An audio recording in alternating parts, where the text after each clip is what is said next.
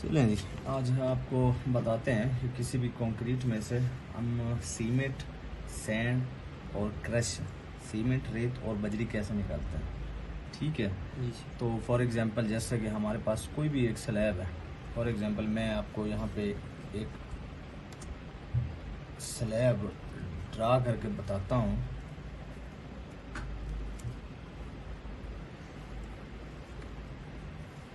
कोई भी slab for example जैसे कि हमारी 1000 स्क्वायर फुट को 1000 स्क्वायर फीट 50 फीट कामा 20 फीट एंटर। ओके हो गया। ये हमारी एक फॉर एग्जांपल स्लैब है और इसकी थिकनेस हो गई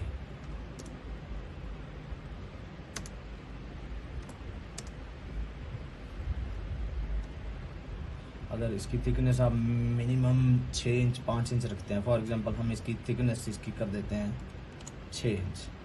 ये इस तरह की आपकी स्लैब होगी। ठीक है, अब आप इसको टेप के साथ मेजर करें तो ये आपकी 50, यहाँ से मेजर करें तो आपकी 20 और यहाँ देखें ये आपकी थिकनेस होगी, ये होगी 6 इंच। ठीक है, जी। फॉर एग्जांपल ये हमारी 1000 स्क्वायर फुट की एक स्लैब है जिसमें से हमने क्या निकालना है, सीमेंट, सैंड और क्रश एग्रीगेट निकालना है। तो हम चलते हैं, मैंने एक फार्मूला बनाया हुआ है एक्सेल पे चलते हैं। फॉर एग्जांपल हमारी लेंथ कितनी थी 50 फीट, 50। ठीक है, और ब्रेड्थ कितनी थी 20 फीट और हमारे पास हाइट कितनी होगी, थिकनेस जो है हमारी 6 इंच .50। ये हमारी 500 CFT कंक्रीट आ गई। टोटल क्वांटिटी ऑफ कंक्रीट आ गई 500 CFT। इसका लिए फार्मूला होता है, फार्मूला ये है, आपको नज़र आ रहा होगा formula, total concrete, total quantity of concrete, ठीक है, divided by sum of ratio multiply by dry volume. अब वेट वॉल्यूम, क्योंकि ये हमारी कंक्रीट तो वेट है, हमने इसको ड्राई में कन्वर्ट करना है। ड्राई वॉल्यूम कन्वर्ट करने के लिए हमारे पास इसकी कांस्टेंट है 1.54।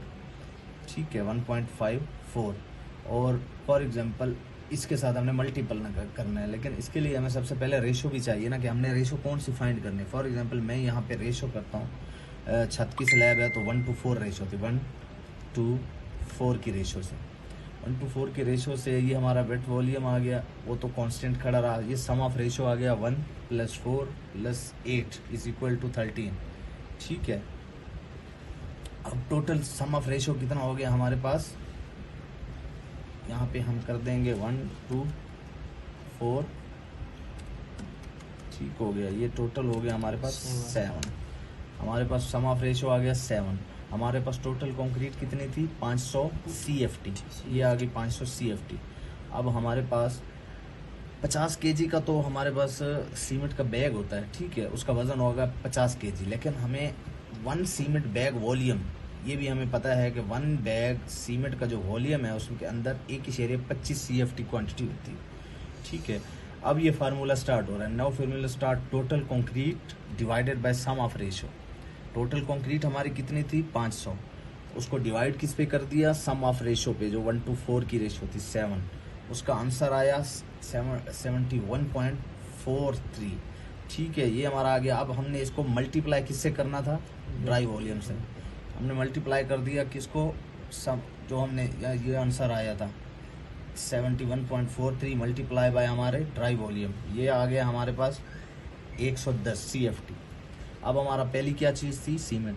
सीमेंट को हमने निकालने के लिए इसी को डिवाइड कर दिया हमने 1/25 पे, क्योंकि हमारे पास जो उसकी क्वांटिटी है CFT में 1/25 है।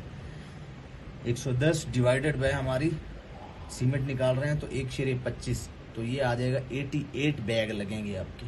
ठीक है, अब दूसरा सेम, दूसरे पे अब आ गए हम। दूसरी क्या चीज़ निकालनी थी हमने, सैंड। सैंड निकालने के लिए हमारे पास total concrete divided by sum of ratio. ठीक है, टोटल कंक्रीट हमारे पास 500 थी, सम ऑफ रेशो सेम वही 7। ठीक है, ये हमारे पास फिर यही मल्टीप्लाई खा गया हमारा किसके साथ, ड्राई वॉल्यूम 1.54 के साथ, ये आ गया 110। अब क्योंकि हमने बैग नहीं निकालना है, हमने सैंड निकालनी है, तो हमारी सैंड की क्या रेशो थी 2, तो हमने इसको डायरेक्ट मल्टीप्लाई कर दिया 2 के साथ, जो हमारी रेशो थी। ये हमारे पास आ गया सैंड 220 CFT दूसरे नंबर पे। तीसरे नंबर पे हमारा कौन सा था, क्रश एग्रीगेट। तो फिर फार्मूला वही स्टार्ट करते हैं, total concrete oblique divided by sum of ratio. Same आ गया, टोटल कंक्रीट हमारी 500 थी, divided by sum of ratio 7 था, आ गया हमारे पास 71.43। अब हमारे पास ये आ गया।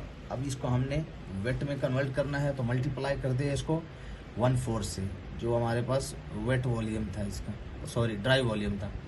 ड्राई वॉल्यूम के साथ मल्टीप्लाई किया तो 110 आ गया। अब 110, अब हमारे पास पता था कि रेशो कौन सी है हमारे पास 4, तो 110 मल्टीप्लाई बाय 4, तो टोटल आ गया हमारे पास 440 CFT। अब हमें पता चला कि 500 फुट कंक्रीट में, 500 क्यूबिक फुट कंक्रीट में अगर 1000 स्क्वायर फुट एरिया है, 6 इंच की आपकी स्लैब है, 500 फीट कंक्रीट की के लिए आपको 88 बैग सीमेंट और 220 CFT सैंड और 440 CFT आपको क्रश रिक्वायर्ड होगा।